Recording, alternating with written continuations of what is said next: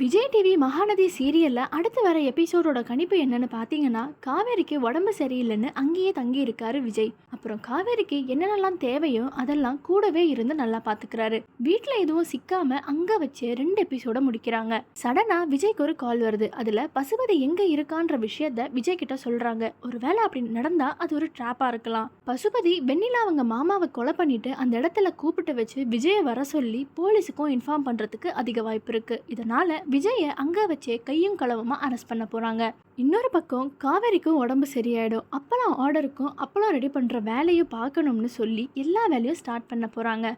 குமரனோட கடையும் பக்காவா திரும்பவும் ரெடி பண்றாங்க. இந்த நிலையில மகாநதி அடுத்த வாரம் எபிசோட் ரொம்ப போரிங்கா தான் போக போகுது. ஆல்ரெடி காவேரியும் விஜயும் அவங்களோட பண்ண வீட்டுக்கு போய் எப்படி சமையல் செஞ்சு எபிசோட ஓட்டுனாங்களோ அதே மாதிரி தான் அடுத்த வார எபிசோடும் இருக்க போகுது. விஜயும் காவேரிக்கு ஃபீவர் வந்துருச்சு, சரி ஸ்கேன் எல்லாம் எடுத்து பார்ப்போம்னு காவேரி கிட்ட கேட்க போறாரு. ஆனா காவேரி அது எதுவும் வேணாம்னு சொல்லிடுறாங்க.